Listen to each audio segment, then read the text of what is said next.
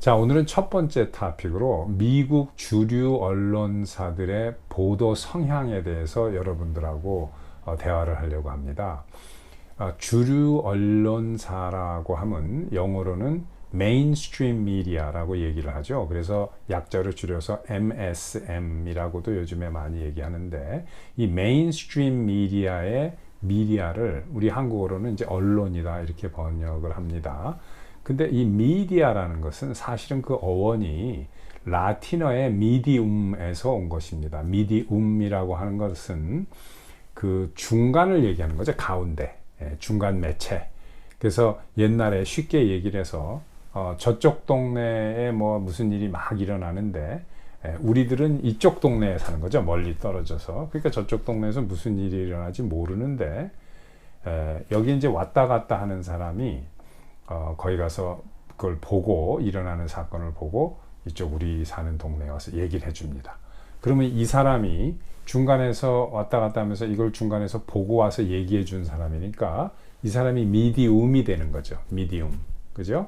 이걸 단수 형태로는 그대로 미국에서도 오늘날 영어로 미디움이라고 합니다.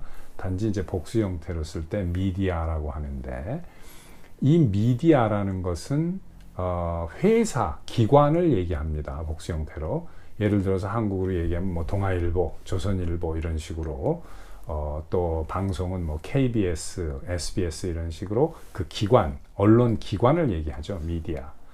근데 이 언론 기관들이 하는 행위, 예를 들면 뉴스를 수집한다든가 취재한다거나 분석한다거나 보도한다거나 하는 이런 일체 행위를 저널리즘이라고 합니다. 저널리즘. 근데 이 저널리즘에는 종류가 여러 개가 있습니다. 저널리즘의 여러 다른 타입의 그 정의들을 우리가 알아야만, 그리고 이 저널리즘이 지난 한 50년간 어떤 형태로 변해왔는지, 무슨 일이 있었는지 미국 미디어에 그런 걸 좀 알아야지만 오늘날의 미국의 메인스트림 미디어, 주류 언론의 그 보도 성향을 우리가 쉽게 이해할 수가 있죠. 자, 그러면 저널리즘의 종류를 한번 보겠습니다. The types of journalism. 그죠? 자, 화면을 보시면 제가 우선 여기서 한 그 저널리즘의 종류는 한 5개 정도가 되는데 제가 6개를 썼습니다. 사실 그 마지막에 op-ed라고 하는 opposite the editorial page인데, 이것은 사실 저널리즘 타입으로 넣기에는 좀 무리가 있습니다만 그래도 제가 그냥 넣습니다. 워낙 그 op-ed라는 게 많이 알려지고 요즘에 많은 분이 선호하고 읽고 하니까. 1번 뉴스 저널리즘 있고, 또는 트래디셔널 뉴스라고 하죠. 2번 리뷰 저널리즘, 3번은 사설입니다. 영어로 컬럼. 그 다음에 4번 feature writing이 있고, 그 다음에 5번에 investigative journalism, 그 다음에 말씀드린 대로 op-ed가 있죠. 자, 하나씩 설명을 드리면, 우선 뉴스 저널리즘, 우리가 쉽게 그냥 뉴스라고 하죠. 또는 미국말로 그냥 뉴스 또는 트래디셔널 뉴스 이렇게 얘기하는데, 이 뉴스라는 건 뭐냐면 딱 팩트만 보도하는 겁니다. 이게 뉴스예요. 그러니까 언제 어디서 누가 무엇을 어떻게는 아주 극히 필요한 부분만 집어넣는 겁니다. 어떻게도 많이 설명을 해서 집어넣으면 이건 트래디셔널 뉴스가 아니죠. 왜는 절대 집어넣지 않습니다. 언제 어디서 누가 무엇을 어떻게 왜까지 들어가게 되면, 더군다나 자세하게 들어가게 되면 이거는 리뷰 저널리즘의 성향이 짙어지는 거죠.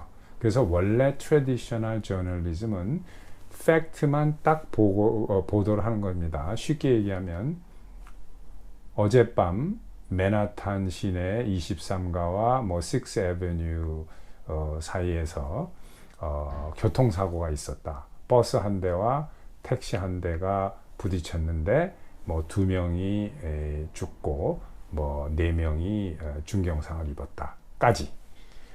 그런데 이제 여기에 그 원인은 뭐 어떤 운전사가 너무 뭐 화가 나서 뭐 빨리 이모셔널 해져 가지고 운전하는 과정에 또 뭐 그날 아침에 무슨 일이 있었고 뭐 이렇게 들어가면은 이제 이거는 뉴스가 아니고 이런 종류의 저널리즘은 리뷰 저널리즘 또는 에디토리얼이 되는 겁니다. 리뷰 저널리즘은 뭐냐면 팩트에다가 분석이나 그 기사를 쓰는 기자의 의견을 포함한, 하지만 대부분 형평성을 잊지 않고 독자가 이해하기 쉽게 그 팩트와 분석을 혼합한 형태의 보도를 리뷰 저널리즘이라고 하고, 언론사에는 대부분 시니어리티가 있는 사람들, 그러니까 신참들이 아니라 고참으로 올라가는 수준, 이런 수준의 기자들이, 경험이 많은 기자들이 이런 리뷰를 쓰고 에디토리얼을 씁니다. 그 다음에 사설, 3번이죠. 사설이라는 거는 여러분들이 잘 아시겠지만 사설은 그냥 개인적인 의견을 쓰는 겁니다. 예를 들어서 어떤 사건이 있으면 그 사건에 대해서 순수하게 그 저자의 생각을 쓰는 게 사설입니다. 완전히 개인적인 생각이죠, 저자의.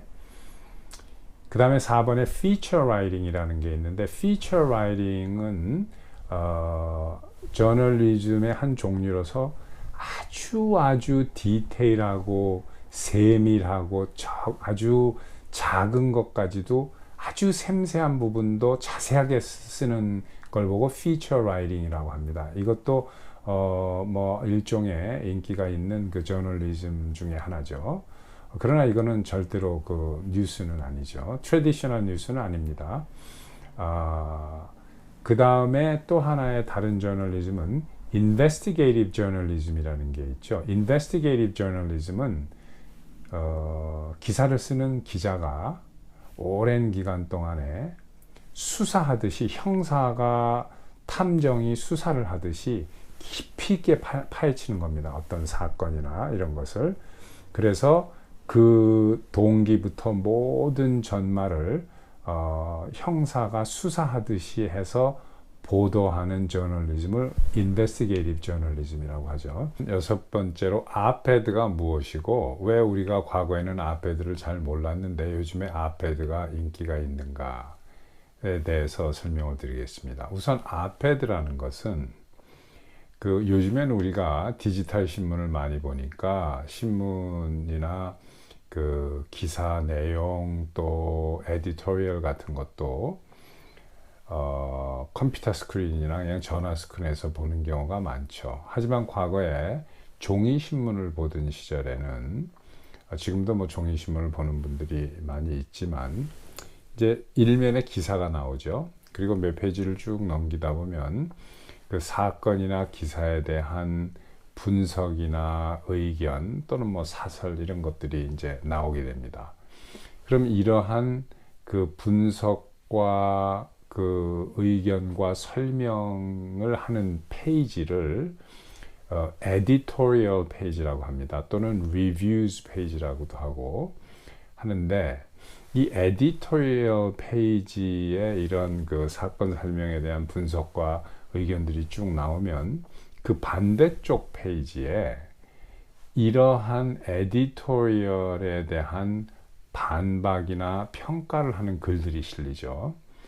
그래서 반대쪽 에디토리얼 페이지의 반대쪽에 있다라고 해서 opposite the editorial page라고 합니다.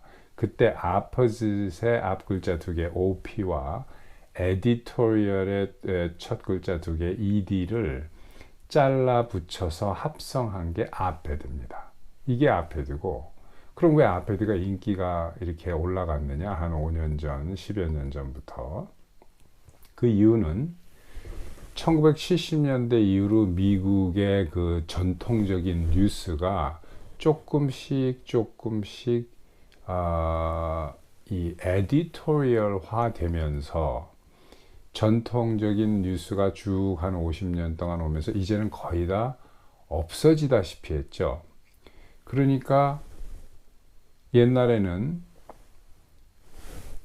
뉴스는 딱 뉴스만 나오는 거고, 트래디셔널 뉴스죠. 딱 팩트만 발표를 하고 일면이나, 그 다음에 확연히 클리어하고 분명하게 다른 페이지에 에디토리얼이 실렸죠. 또 TV 뉴스인 경우에도 팩트 베이스로 언제 어디서 누가 뭐를 어떻게 했다라고 딱 나가고 팩트만, 그게 뉴스입니다. 그 다음에 다른 시간대에 에디토리얼, 그거에 대한 설명이나 분석을 하는 프로그램이 따로 있거나 또는 같은 시간대에 그 뉴스와 에디토리얼을 하더라도 확연하게 구분을 지어서 뉴스가 나가고 그 다음에 끝나고 에디토리얼 프로그램이 나가고 이런 식으로 했으니까 시청자 입장에서는 아무나 누구나 쉽게 이거는 팩트를 이야기하는 뉴스고 이거는 에디토리얼이구나, 그 의견이나 설명이나 분석을 하는, 이런 걸 아무나 쉽게 알았죠. 근데 이거를 섞어서 시청률과 구독률 위주로 섞다 보니까 뉴스하고 에디토리얼의 구분이 별로 없고 희석되면서 다 그게 그것처럼 보이는 거죠, 구독자들한테. 그러니까 그나마 에디토리얼을 반박하고 평가하던 아페드가 다른 목소리를 내는 거고 다른 목소리로 들리니까 자꾸 아페드가 인기가 있고 아페드를 보게 되는 거죠. 오늘날 미국에는 과거에 우리가 알던 그런 뉴스 저널리즘은 완전히는 아니지만 거의 사라졌다라고 보는 게 맞습니다. 거의 없죠. 오늘날 그 뉴욕 타임즈나 워싱턴 포스트가 과거에 우리가 알고 있었던 공정한 뉴스를 내보내는 언론사라고 보는 미국인은 거의 없습니다. CNN도 그 농담조로 트럼프 대통령이 4년 전에 그 선거 유세 시절에 CNN을 케이블 뉴스 네트워크인데 클린턴 뉴스 네트워크라고 이렇게 농담을 해서 유명하게 말이 퍼졌지만은 요즘에는 클린턴 뉴스 네트워크가 아니라 CNN을 커뮤니스트 뉴스 네트워크라고 하는 젊은 사람들도 있습니다. 그런 식으로 CNN은 거의 그 사회주의화되고 방송이 아주 좌로 편향되어 있죠. 근데 이런 거를 미국 사람들은 다 아니까 CNN의 시청률은 아주 바닥입니다. 아주 바닥이에요. MSNBC도 마찬가지고, 그 다음에 뉴욕 타임즈나 워싱턴 포스트도 하도 페이크 뉴스나 가짜 뉴스를 많이 만들어내서 고소를 당하게, 미국 말로 이제 수를 당한다고 하는데 이 수를 당한 게 엄청나게 많습니다.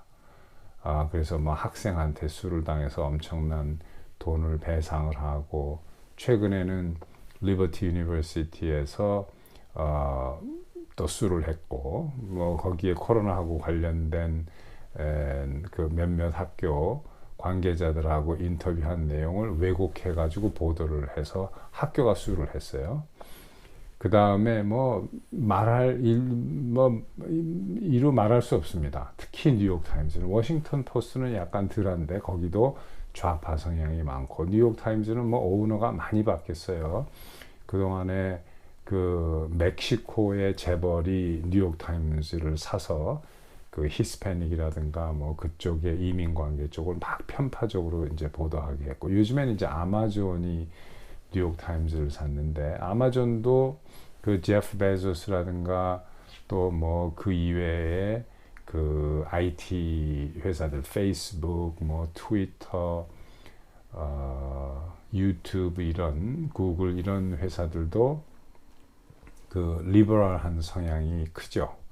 뭐 리버럴한 거는 큰 관계가 없습니다만은 이제 사회주의나 공산주의 극좌로 이렇게 움직이니까, 특히 CNN, MSNBC 어떤 의미에서 보면은 이제 뉴욕 타임즈까지도 이게 이제 문제가 되는 거죠. 그런데 이제 미국인들은 뭐 이런 그 내용을 잘 아는데, 문제는 한국인들하고 또 미국 내에 있는 한인 분들이 이제 문제인데, 왜 그러냐 하면은 한국에 있는 한국 분들이나 또 미국에서 사시는 그 교포 한인 분들도 1세들은 영어가 아주 자유스럽지 못한 분들이 상당히 많습니다. 물론 뭐 영어를 아주 자유스럽게 잘하는 분들도 많지만, 근데 그 영어가 좀 불편한 분들은 대부분 한국에 있는 한국인들은 물론이고 미국에 있는 한인들도 1세들은 대부분 한국 언론을 통해서 미국 뉴스를 접합니다. 뭐 KBS, SBS 뉴스라든가 조선일보, 뭐 동아일보 이런 그 중앙일보 이런 신문들을 통해서 이제 미국 뉴스를 접하는 게 많은데, 문제는 이 뉴스들이 미국의 주류 언론의 내용들을 그대로 한국어로 번역하고 인용해서 한국에서 보도를 하는 거죠. 그러니까 한국인들이 그 접하는 미국 뉴스는 미국의 주류 언론이 보도하는 거는 맞는데, 이 주류 언론을 미국인들은 믿질 않는다는 사실을 모르는 거예요. 잘 한국 분들이. 어느 정도로 믿지 않느냐면은 미국 사람들이, 미국인들이 그 questionnaire, 그러니까 한국말로 하면 이제 설문조사에서 가장 미국인들이 트러스트하지 않는, 믿지 않는 그룹이 뭐냐 하니까 정치인, 약 90%의 미국인들이 정치인들이 하는 말은 믿지 않는다라고 대답을 했는데, 한 10년 전부터 그 미국인들이 이제 두 번째로 믿지 않는 그룹이 있는데, 그게 바로 언론입니다. 한 10여 년 전부터 미국인들의 한 60% 정도가 언론을 믿지 않는다, 언론에서 보도하는 사실을 100% true fact로, 사실로 믿지 않는다라고 해오는데, 요즘에 이게 더 심해졌죠. 요즘에는 거의 70%가 넘습니다. 그러니까 트럼프 대통령이 언론을 공격을 하고 언론을 욕을 해가지고 대통령에 당선된 분이에요. 과거에는 어떠한 정치인도 언론과 대적을 하면은 선거에서 떨어지고, 언론과 대적을 할 수가 없습니다. 지금도 많은 정치인들이 언론 앞에서는 이렇게 순한 양이 돼가지고 언론한테 매우 이렇게 프렌들리하게 대하는 정치인들이 많죠. 그래서 카메라를 들이댄다거나 이제 기자 앞에서는 아주 이렇게 프렌들리한 모습으로 변하는 정치인들이 많아요. 그런데 트럼프는 언론을 욕을 하고 언론을 공격하는 정도가 어느 정도냐면, 그냥 아주 공공연하게 얘기합니다. 공공연하게 백악관 연설할 때도 그렇고, 이 세상에서 가장 dishonest한 사람들 중에 하나가 언론인들이다. 이 세상에서 가장 거짓말을 많이 하고 사실을 이야기하지 않는, 왜곡하는 사람들이 이 TV 방송, 언론사, 신문사들이다라고 그렇게 공공연하게 대놓고 그 사람들 면전에서 얘기를 합니다. 그러면은 과거나 아니면 다른 정치인 같으면 그러면 그건 정치 생명이 끝나는 거죠. 근데 트럼프 대통령은 원래 정치인이 아니었고 사업하던 사람이었고, 사업하면서 오랜 예리한 분석으로 미국의 다수의 국민들이 언론에 대해서 어떤 자세를 취하고 있다라는 것을 다 안 거예요. 그러니까 언론을 욕을 하고 언론을 공격을 했을 때 다른 정치인들은 트럼프를 미친 사람 취급을 했죠. 저래가지고 무슨 대통령이 되느냐 했는데, 그리고 언론은 트럼프가 대통령에 당선될 확률은 10%도 안 된다. 힐러리가 당선될 확률은 거의 뭐 90%다. 이렇게 발표를 선거 당일까지 계속 1년 이상을 그렇게 보도를 했어요. 근데 개표를 해보니까 트럼프가 힐러리를 큰 표 차이로 이겼죠. 선거인단 표가 수십 표 차이로 이겼습니다. 그건 상당한 차이죠. 미국 선거제도는 그 선거인단 표를 세서하는 건데, 그러면 왜 이런 일이 일어났느냐? 아까 말씀드린 대로 미국의 다수의 유권자들과 생각이 같은 거예요. 다는 아니지만 과반수 이상의 많은 유권자들이 언론을 믿지 않고 언론 보도를 믿지 않는 겁니다. 이걸 알고 트럼프는 계속 언론을 공격하고 언론을 욕을 하니까 유권자들이 트럼프를 찍은 거예요. 같은 생각을 하고 있으니까. 에피소드가 하나 있는데 팍스 뉴스가 미국에서 가장 시청률이 높은 그 뉴스 채널입니다. 근데 참 그 불행한 것은 제가 한국에 있는 그 친구들하고나 알만한 사람들하고 여러 번 대화를 해봤는데 최소한 제가 대화해 본 사람들은 미국 언론사 중에 팍스 뉴스라는 게 있는지조차도, 그런 뉴스 언론사가 존재하는지조차도 모르는 사람들이 다였어요. 100%. 제가 한 대여섯 명하고 얘기를 했는데 그 사람들 한국에서 지위도 있고 알만한 사람들인데 팍스 뉴스라는 언론사가 미국에 존재한다는 그 이름도 들어본 적이 없더라고요. 물론 뭐 한국에 있는 분들도 팍스 뉴스를 아는 분들이 있겠습니다만은, 근데 팍스 뉴스는 미국에서 가장 시청률이 높고 최고의 많은 미국인들이 보는 뉴스가 팍스 뉴스입니다. 근데 한국에 있는 분들은 CNN이 그런 방송인 줄 알고 있어요. 과거에 그랬죠. 한 30 몇 년 전에. 지금 CNN은 시청률이라는 게 저조한 정도가 어마어마합니다.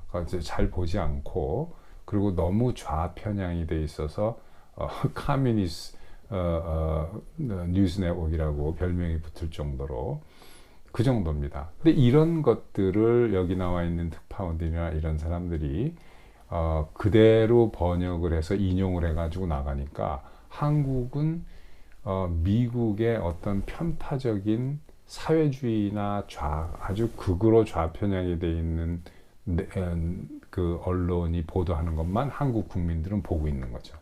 그리고 불행히도 그게 미국의 많은 국민들이나 많은 사람들의 여론이나 의견인 줄 알고 생각을 잘못하는 거죠. 그래서 여러분들은 오늘 이후로 이게 미국의 언론사의 지금 실태가 이렇구나, 그리고 엄청나게 좌편향이 돼 있구나 라고 아시면 되겠습니다. 물론 그렇지 않은 방송들도 있어요. 예를 들면 이제 좀 덜한 데는 뭐 CBS나 ABC 방송이나 NBC는 좀 덜합니다. 그렇게 약간의 좌편향이 돼 있지만 그렇게 심하지는 않죠. 그 다음에 이제 좀 더 나은 공영방송이 PBS나 NPR이 있죠. TV는 이제 Public Broadcasting System이라고 PBS고, 라디오는 National Public Radio라고 해서 NPR인데, 이런 데는 그렇게 뭐 아주 많이 극좌로 이렇게 편향돼 있거나 그러진 않죠. 하지만 이 두 방송도 공영방송인데도 불구하고 좌편향이 돼 있습니다. 약간. 그러니까 과거에 우리가 알고 있었던 40, 50년 전에 공정하고 양쪽의 의견을 모두 밸런스를 맞춘 팩트만 전달하는 그런 뉴스 저널리즘은 오늘날 미국에서 없어졌다라고 봐야 됩니다. 거의.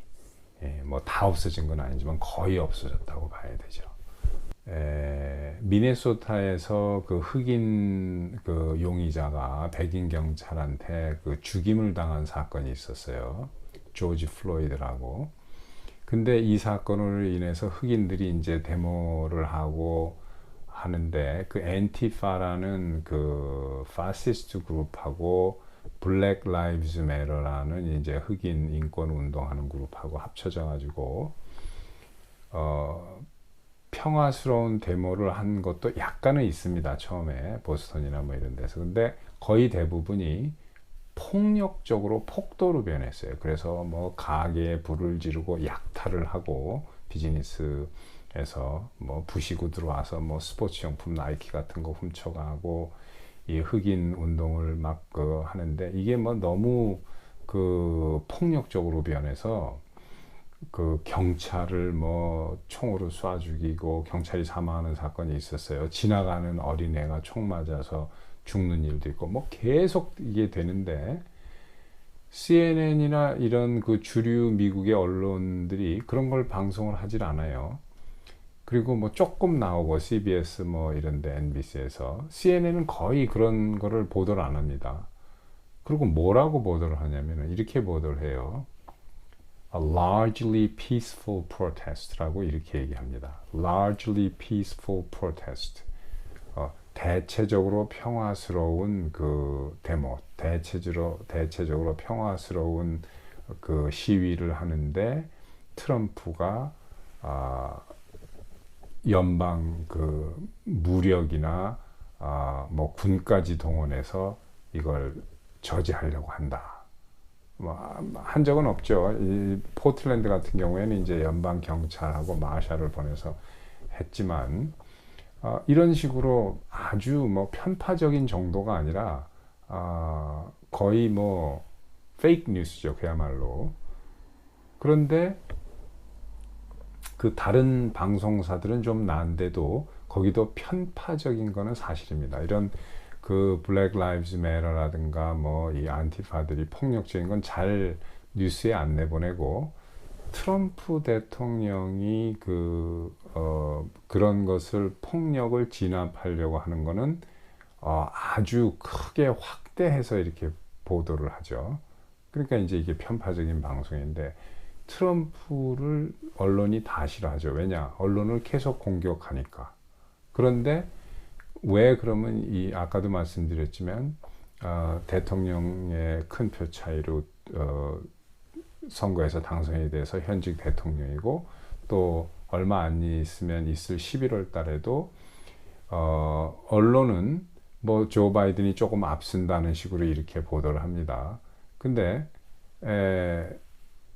많은 미국인들은 이번에 11월에도 이제 트럼프가 대통령에서 이길 것이다, 대통령 선거에서 당선될 것이다 라고 보는데 언론은 그렇지 않게 보도를 하고 있어요. 지금도 조 바이든이 뭐 몇 포인트 앞서고 있다, 뭐 10%포인트 앞서고 있다, 뭐 이렇게 보도를 하죠. 제가 학교에서 경제학 강의를 할 때 학생들한테 학기 초에 뉴스에서 그 경제와 관련된 뉴스를 발췌해 가지고 와서 발표를 하면은 이제 엑스트라 크레딧을 주고 해요. 그래서 많은 학생들이 이제 그 뭐 블룸버그나 팍스 비즈니스나 월스트리트 저널이나 이런 데서 이코노미스트나 이런 데서 이제 경제 뉴스를 발췌해 와서 발표를 하는데 제가 그 티칭을 하면서 알게 된 게 많은 미국의 대학생들이 그 팩트만을 보도하는 트래디셔널 뉴스하고 의견과 그 분석을 합성해서 뉴스인 것처럼 실는 그 에디토리얼 저널리즘을 구분을 못한다는 것을 제가 알게 됐어요. 그래서 제가 항상 강의할 때는 학기 초에 그 two different journalism, 그러니까 traditional news journalism과 editorial journalism이 다르다. 그래서 기사를 보면 그걸 구분해야 한다라는 걸 가리키고, 그래서 제 강의를 듣는 그 학생들은 학기 말이 되면은 그런 정도는 확실하게 구분할 수 있는 상태가 돼서 학기를 마치게 되죠. 그런데 이게 가장 중요한 문제가 이렇게 에디토리얼을 마치 뉴스인 것처럼 해서 내보낸 지가 벌써 거의 조금씩 해가지고 한 50년이 넘었는데 70년대부터 처음에 investigative journalist들이 두 명이었죠. 우드워드라는 친구하고 이제 버ን스타인이라는 친구들이 워싱턴 포스트에 당시 1970년대에 있었는데 그 버ን스타인이라는 그 기자는 아주 젊은 기자입니다. 우드워드는 이제 조금 선배고 나이가 있었는데 이 두 사람들이 investigative journalist예요. 막 파고든 거죠.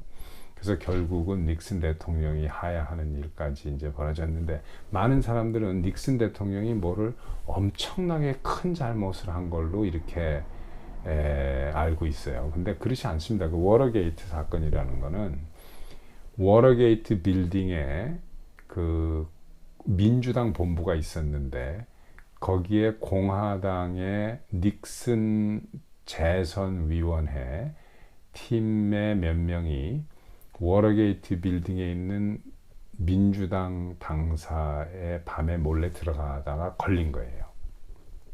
근데 뭐 거기에 도청 장치를 하려고 했다. 또 거기에서 이제 뭘 가지고 나오려고 했다. 이제 여러 가지 설이 있지만은 닉슨 대통령은 그런 일이 있었는지 몰랐던 거예요.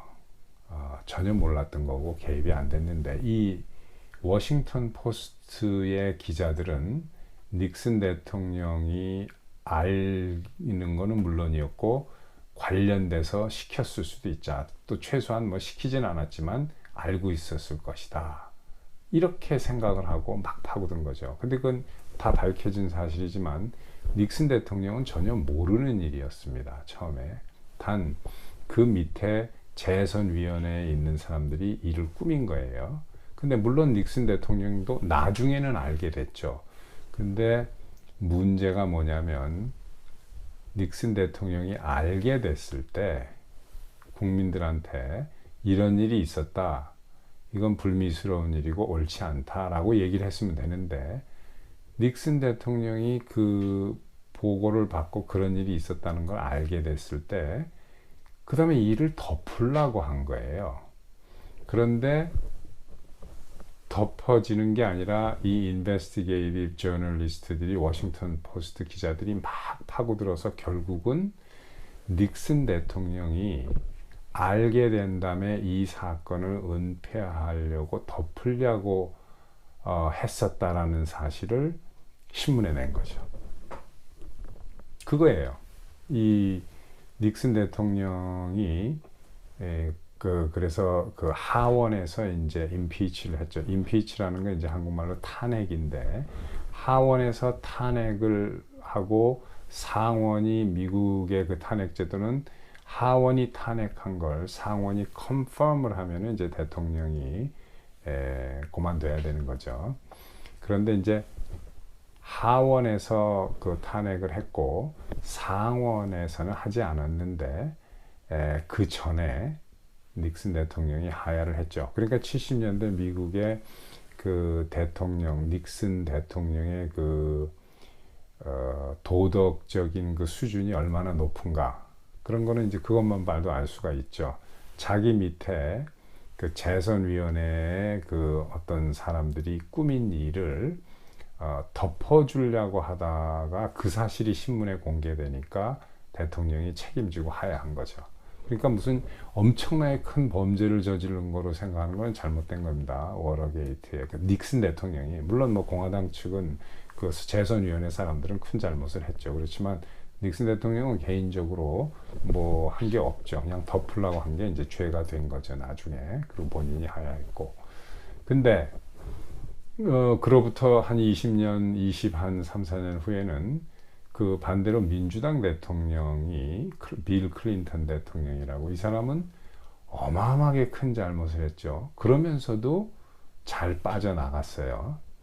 이 사람은 그 이제 갓 19살이 된 그 대학생으로서 백악관에 인턴으로 와서 백악관 견학도 하고 뭐 이런 인턴으로 온 학생을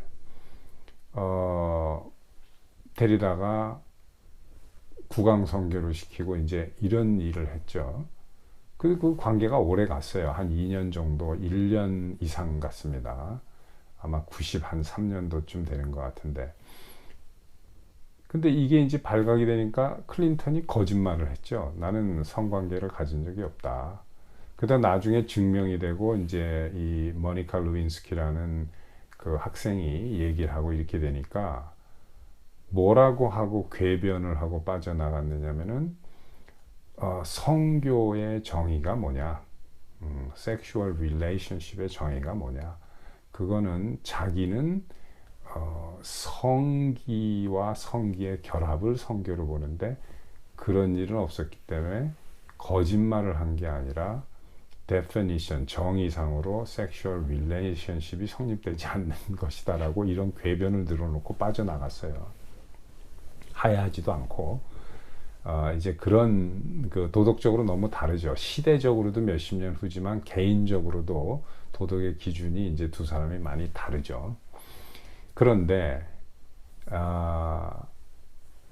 가장 큰 문제가 되는 거는 이 저널리즘이 이건 뉴스는 뉴스답게 뉴스 저널리즘으로 팩트만 보도를 해야 되고 또 에디토리얼이라든가 이런 것 그 어떤 걸 설명한다거나 거기에 분석이나 의견이 들어가는 거는 클리어하게 에디토리얼로 띄어서 보도가 돼야 되는데 그렇지 않고 이거 합성해서 나간 지가 지금 거의 50년 지금은 거의 구분이 없습니다. 그냥 뉴스 자체가 에디토리얼을 뉴스라고 내보내는 거예요.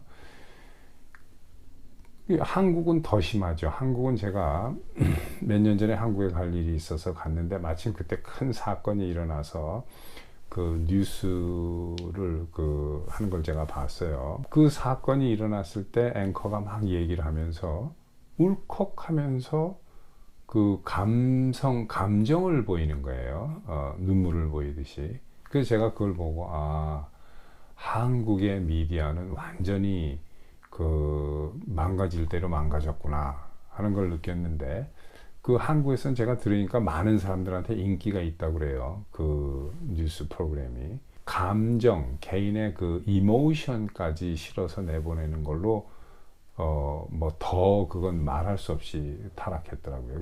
에디토리얼이 뉴스인 것처럼 해서 내보내면 어떤 결과가 오냐면 팩트와 거기에 대한 분석과 의견까지도 우리가 다 패키지로 해서 내보낼 테니까 시청자들은 그냥 받아들이라 이렇게 되는 거죠. 무비판적으로. 그건 뭐냐면은 이 개개인의 시청자나 구독자가 생각할 수 있는 것까지 미리 언론사가 생각을 해서 주는 거예요.